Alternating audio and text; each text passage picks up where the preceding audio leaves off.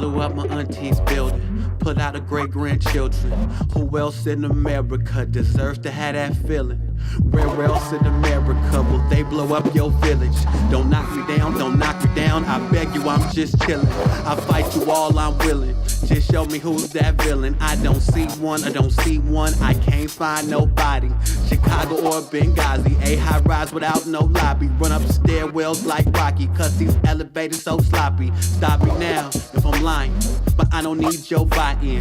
Heard 100 sirens, attention's undivided. I was in there, she lived there, she raised a few of her kids there. No lobby, no swimming pool, no need and buy no swimwear. Got memories from in high chairs, I stay quiet like Ice Bear. They say America fights fair, but they won't demolish your timeshare. Blew up my auntie's building, put out her great-grandchildren. That building cost 10 million, now an empty lot not filled in. It was people there, and kids there, and drug dealers and church folk. And they hit that shit with a wrecking ball so hard, thought the whole earth broke.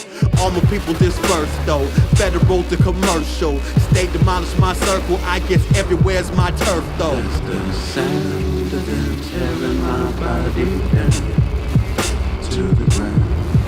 That's the sound of them tearing my body down to the ground. That's the sound of them tearing my body down to the ground.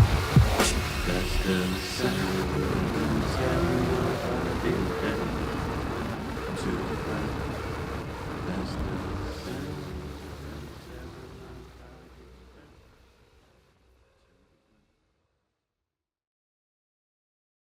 But I knew I wanted to make a song that sounded like the building being torn down. Whatever it takes to like build a mythology around this place, like I'm gonna do that. I'm gonna pretend that like these buildings were the Egyptian pyramids and that some sacred thing was knocked down, and I'm gonna write the stories about what happened there. I wanted to tell the story from the perspective of my friend Laj Lee, who's a filmmaker and who was documenting the riot, and from the perspective of the media. So I took a young journalist who's like documenting from the other side. I do the show in New York City Ballet, and next thing you know, I meet Laj, and now it's like a movie, you know?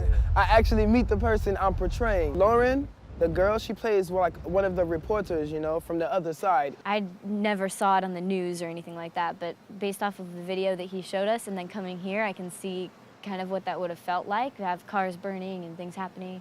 You throw a Molotov cocktail and what would be the closest dance foot to that? And they would try and we say, oh, this one, what's that move called? That's the closest to throwing a Molotov cocktail. I was a kid in the hood reading comics, and I was a kid in the hood that would daydream, being able to put my head down and just walk through things and not experience any pain or danger. That's the sort of thing I would fantasize about. Coming from these sorts of areas, it kind of kills you in a way. Like, not feeling free to be vulnerable is a lifestyle all its own. I'm not really good at feeling my feelings. I don't necessarily enjoy watching other people feel their feelings. And I don't like being in a situation where I might be forced to feel mine. And what was your relationship with Les Bosquets before? Was it somewhere that you knew? I went because the guy who held his camera like a weapon at the beginning,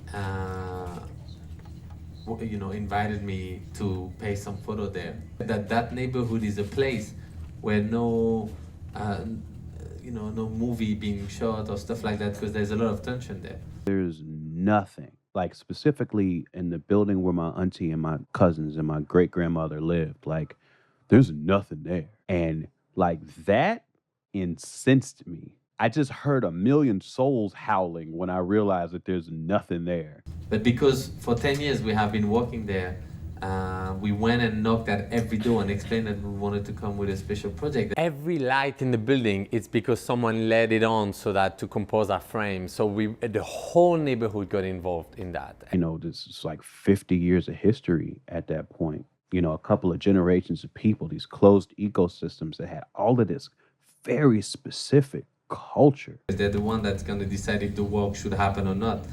And I guess understanding why they would say yes or no, why, this piece or that photo would make sense for them or not in their neighborhood. That's what excite me to go and search for new places. I want to use art as a bridge to make people talk to each other. I'm not an activist, I'm just an artist. I don't try to tell people what to think. I just try to make them think. I played football in the hallway, like where you had the apartments on one side and that cage on the other side. Like, you know, that was life, you know? And these people don't get to make those decisions. They don't get to make the decisions of when these buildings go up or who lives in it. They don't make the decision of when they come down and what neighborhood they got placed in outside of that. Like, I just wanted to, in a very personal, scream about that. Don't call me nigga, a rapper. My motherfucking name is Michael Eagle. I'm sovereign. I'm from a line of ghetto superheroes. I holler. I got something to bring to your attention. They live where they should not live. They work where they should not work. The actual problem is to find again the condition of nature. Few of us realize what he has called the possibilities of a good life where everything works, where the family can enjoy peace and quiet, yet live close to other people. This is a far cry from the crowded, collapsing tenements that many of these people have known. Here in bright new buildings with spacious grounds, they can live. In these projects, children can play in safety on the wide lawn, not in the littered alleys and vacant lots. Tub in there with the cold water faucet broke. Been called in 6 months ago. They haven't came and fixed it yet. Who, do you remember who you talked to? Well, my wife had called. She talked to somebody down the management. Yeah. So you did go down to management office and file a complaint? Yeah, you have to put a work order in, but it's been 6 months and they haven't came and fixed it yet. So okay. You can tell that. We don't want to make it so comfortable and so ideal for them that they wish to remain in public housing. We are trying to get them upgraded, if you will. Réunion ce soir avec le commissaire d'Andrea de la RATP. Pour arrêter les agressions contre les autobus, il tente depuis des mois d'aider et de distraire les jeunes des Bosquets. The law is really not existing around here because like he was saying, the guys carry guns and they do some of everything and the policemen come way after it's over with 10 deep with guns out, you know. You must remember that these people have come out of slums. They have brought with them some of the slum-bred ideas, some of the slum-bred hostilities. In regard to hanging a picture on the wall, all we ask of them is that they notify the manager so we can give them the proper hook. L'ennui, c'est que trop souvent, ils veulent rester eux-mêmes entre eux et ne pas sortir de leur bosquet. Oui, mais c'est peut-être parce qu'ils ne se sentent pas très acceptés ailleurs. Exactement, s'ils restent en A building. My other name is 3925. Make sure that my story's told. 16 and so stories high. Constructed 55 years ago. Winter weather, yeah, here we go. Shot town at my building code. Stood here for 10 million snows. Wind chilled is all in my bones. Indivisible, kids and criminals, young and old. No radiated my dungeon code. Thunder humping you something slow. 20 down and just one to go. City say they gon' knock me down. Still wearing my iron hood.